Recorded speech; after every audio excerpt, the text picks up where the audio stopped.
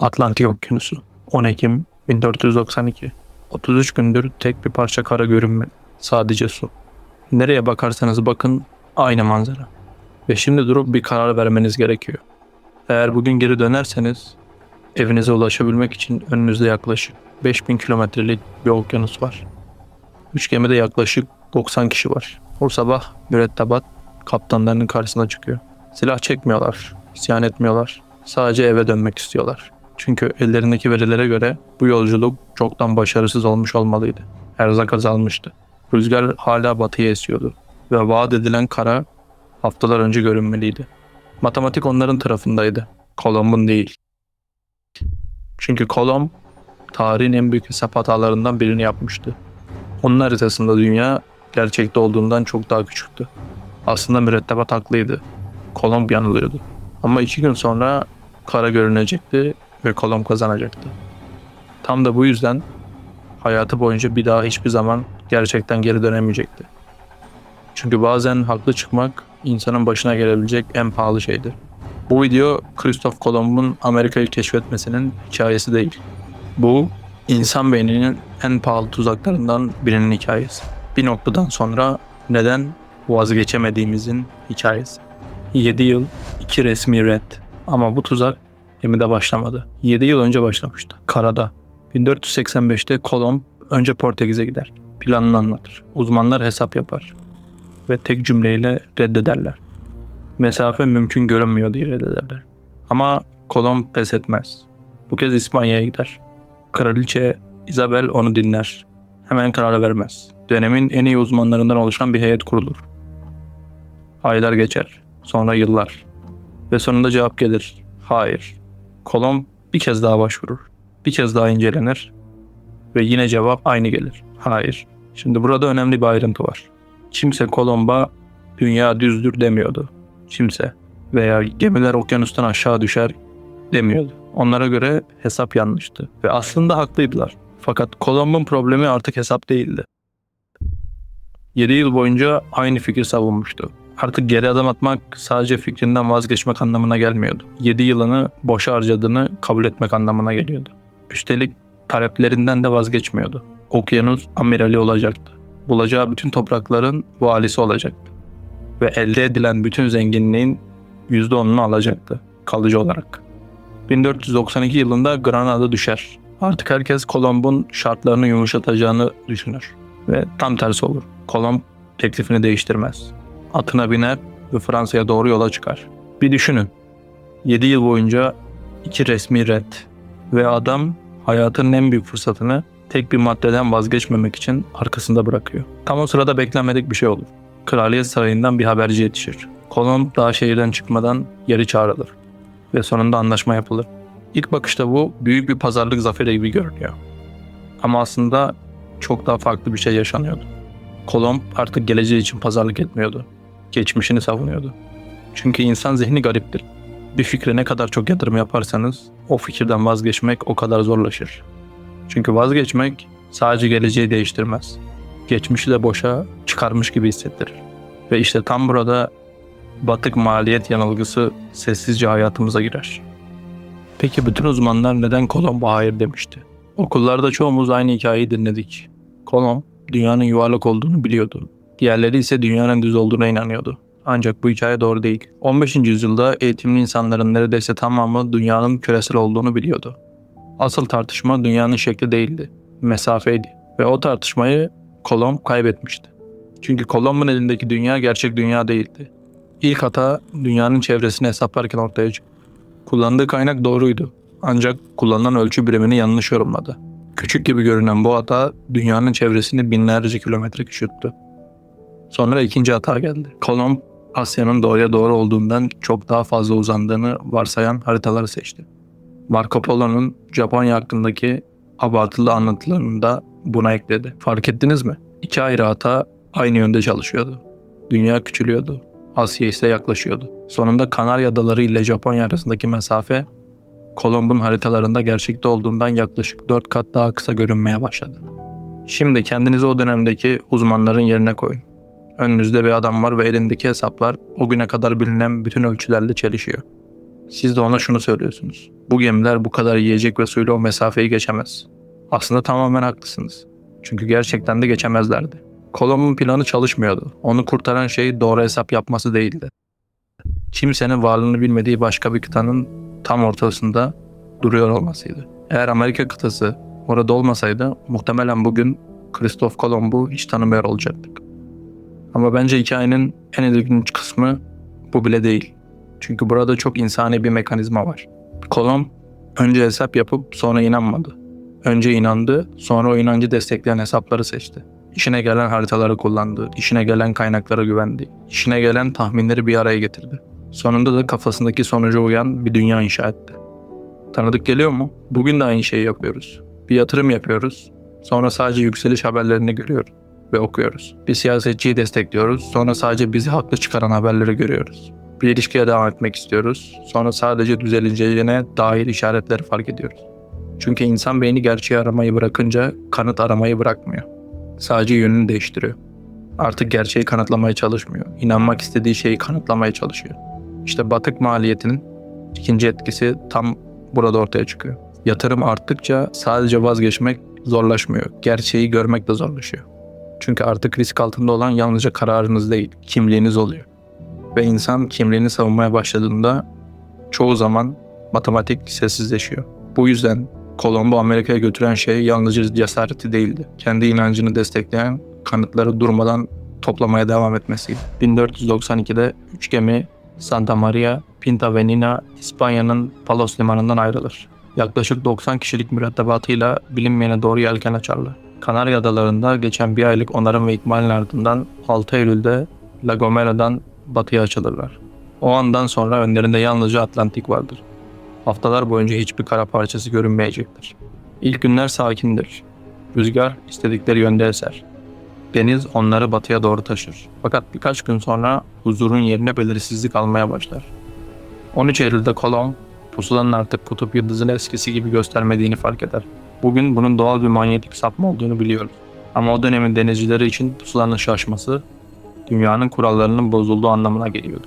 Eğer pusula bile güvenilir değilse geriye ne kalmıştı? Sonra Sargasso Denizi gelir. Gemiler günler boyunca dev yosun tarlalarının arasında ilerler. Deniz hareket eder ama manzara hiç değişmez. Ufuk hep aynıdır. Günler geçer, rüzgar eser, gemiler yol alır. Fakat çevrede hiçbir şey değişmiyormuş gibi hissedilir. Mürettebatın zihninde aynı soru büyümeye başlar. Ya bu denizden hiç çıkamazsak? 25 Eylül'de umut bir anda geri gelir. Pinta gemisinden bir çığlık yükselir. Kara! Adamlar sevinçle birbirlerine sarılır. Şükür duaları edilir. Haftalardır bekledikleri anın geldiğini düşünürler. Fakat birkaç saat sonra gerçeği öğrenirler. Gördükleri şey yalnızca ufuktaki bir buluttur. O anda sadece umutları değil, Kolomb'a duydukları güven de biraz daha azalır. Tam da bugünlerde Kolomb'un tuttuğu seyir defterlerinde birkaç çekici bir ayrıntı karşımıza çıkar. Orijinal günlükler günümüze ulaşmadı. Bildiklerimizin büyük kısmını yıllar sonra Bartolomé de las Casas'ın yaptığı kopyalardan öğreniyoruz. Bu kayıtlara göre Kolomb her gün 2 ayrı mesafe not ediyordu. Biri gerçek ilerleme mesafesiydi, diğeri ise mürettebata söylediği mesafe. Örneğin 10 Ekim kaydında gerçek ilerleme yaklaşık 59 fersah olarak yazılırken mürettebata 44 fersah söylendiği aktarılır. Şunu da eklemek gerekiyor, modern tarihçiler bunun tam olarak ne anlama geldiği konusunda hemfikir değiller. Bazıları bunun ölçü birimleriyle ilgili bir yanlış anlaşılma olabileceğini düşünüyor. Çünkü elimizde Kolomb'un kendi el yazısıyla yazdığı orijinal defterler bulunmuyor. Ancak Las Casas'ın yorumu oldukça nettir. Kolomb, adamlarının İspanya'dan gerçekte ne kadar uzaklaştıklarını bilmesini istemiyordu. İşte bu ayrıntı videonun merkezindeki fikri ortaya çıkarıyor. Kolomb, mürettebatının önlerinde ne kadar yol kaldığını bilmesinden korkmuyordu. Zaten bunu kimse bilmiyordu. Onun korktuğu şey, arkalarında ne kadar yol bıraktıklarını fark etmeleriydi. Çünkü insanı ileri gitmeye zorlayan şey bazen umut değildir. Geri dönmenin maliyetidir. Ne kadar çok yol kat ederseniz dönmek o kadar pahalı görünmeye başlar. Oysa gerçek değişmez. Eve dönmek için gereken mesafe de aynıdır. Devam etmek için gereken mesafe ise hala bilinmemektedir. Değişen tek şey insan zihninin geçmişte yaptığı yatırımı gelecekteki kararın bir parçası haline getirmesidir. İşte batık maliyet yanılgısı tam olarak burada çalışır. Geçmişte harcadığımız zaman, emek ve fedakarlık gelecekle ilgili kararınızı ele geçirmeye başlar. Fark etmeden artık önünüze bakarak değil, arkanızda bıraktığınız yola bakarak karar verirsiniz. Kolomb Adamların önlerinde ne kadar yol olduğunu saklamadı. Arkalarında ne kadar yol olduğunu sakladı. 10 Ekim 1492. Açık denizde 34. gün. Artık sabır tükenmiştir. Seyir defterleri bunu oldukça sakin bir dille yazar. Adamlar yolun uzunluğundan şikayet etmeye başladılar. Popüler kültürde anlatıldığı gibi silahlı, örgütlü bir isyan olduğuna dair şu tarihi kanıtlar yok. Ama bunun önemi de yok. Çünkü gemilerde yaşanan şey belki de isyandan daha tehlikeliydi. İnsanlar umutlarını kaybediyordu. Kolomb önce onları ikna etmeye çalışır. Karaya ulaşıldığında elde edecekleri zenginlikten, şereften ve ödüllerden bahseder. Hiçbiri işe yaramaz. Sonra son teklifini yapar. 3 gün daha. Eğer 3 gün içinde kara görünmezse geri döneceklerine söz verir. Bir düşünün, 34 gün boyunca durmadan batıya gitmişsiniz. Ve artık bütün karar yalnızca 3 güne indirgenmiş durumda. İşte tam bu noktada insan zihni garip bir hesap yapmaya başlar. Eğer geri dönerlerse eve ulaşmaları için önlerinde yine haftalar sürecek bir yol vardır. Üstelik ellerinde hiçbir şey olmayacaktır. Ama eğer devam ederlerse yalnızca 3 gün daha deneyeceklerdir. 34 günün yanında 3 gün neredeyse önemsiz görünür. Fakat bu hesap aslında yanlıştır. Çünkü o 34 gün çoktan yaşanmıştır. Geri dönseler de yaşanmış olacak. Devam etselerdir. Rasyonel bir karar verirken o günlerin hiçbir ağırlığı olmamalıdır. Sorulması gereken tek soru şudur. Bugün elimizdeki bilgilerle önümüzdeki 3 güne devam etmek gerçekten mantıklı mı? İnsan beyni ise bu soruyu sormakta pek başarılı değildir. Çünkü geçmişte ödediği bedeli gelecekte vereceği kararın içine katmaya eğilimlidir. Ve bunu yalnızca Kolomb'un mürettebatı yapmıyordu. 1985 yılında psikologlar Hal Arks ve Catherine Blumer bu düşünce biçimini test etmek için basit ama çok zekice bir deney yaptı. Bir tiyatronun sezon biletlerini farklı fiyatlardan sattılar. Bazı insanlar tam ücret ödedi, bazıları indirim aldı, bazıları ise çok düşük bir ücret ödedi. Oyunlar aynıydı, koltuklar aynıydı. Tek fark insanların geçmişte ödedikleri paraydı. Sonuç şaşırtıcıydı. Tam ücret ödeyenler sezonun ilk yarısında tiyatroya belirgin bir şekilde daha fazla gittiler. Daha iyi oyun izledikleri için değil, sadece daha fazla bedel ödedikleri için. Geçmişte kaybettikleri para gelecekteki davranışlarını değiştirmişti. Şimdi bu deneyi Atlantik Okyanusu'nun ortasına taşıyın. Ortada artık para yok. Ama 34 gün var. 90 adam var. Biten erzak var. Geride kalmış binlerce kilometre var. Ve bütün bunlar verilmesi gereken tek bir kararı etkiliyor. Devam mı yoksa geri dönüş mü? 12 Ekim gecesi saat yaklaşık 2 sularında Pinta gemisinin gözcüsü Rodrigo de Triana ufukta beyaz kumların ay ışığında parladığını görür ve bağırır. Tierra. Kara sonunda gerçekten görünmüştür. Ve Kolomb sözünü tutmuştur. Tam o anda tarihin ironisi ortaya çıkar. Krallık karayı ilk gören kişiye ömür boyu maaş bağlayacağını ilan etmişti. Resmi kayıtlara göre o kişi Rodrigo de Triana olmalıydı. Fakat Kolomb bir gece önce uzakta titreyen bu ışık gördüğünü iddia ederek ödülün kendisine verilmesini sağladı. Ve o maaşı hayatının sonuna kadar aldı. İlk bakışta bu küçük bir ayrıntı gibi görünüyor. Ama aslında bütün videonun özeti burada saklı. Kolomb haklı çıkmıştı ve bazen haklı çıkmak insanı gerçeğe yaklaştırmaz. Ve işte hikayenin çoğu versiyonu burada sona eriyor. Kolomb Amerika'ya ulaştı, tarih değişti, perde kapandı. Ama aslında en ilginç bölüm bundan sonra başlıyor. Çünkü batık maliyetin gerçek bedeli kaybettiğinizde değil, kazandığınızda ortaya çıkıyor. 1494 yılında Kolomb ikinci yolculuğunda Küba'nın güney kıyısını haftalardır takip ediyordu. Hala Asya'yı arıyordu. Ama karşısındaki kıyı bir türlü bitmiyordu. Mürettebatın aklında aynı soru belirmeye başlamıştı. Ya burası bir ada ise? Çünkü eğer burası bir ada ise Kolomb'un yıllardır savunduğu bütün teori çıkacaktı. Birçok subay artık şüphelerini açıkça dile getiriyordu. Belki de burası Çin değildi. Belki de Japonya değildi. Belki de kimsenin daha önce bilmediği bambaşka bir kıtaydı. Normal şartlarda yapılacak şey belliydi. Yeni kanıtlar ortaya çıktığında haritalar yeniden çizilir, varsayımlar yeniden değerlendirilir, bilim böyle ilerler. Ama insan zihni her zaman böyle çalışmaz.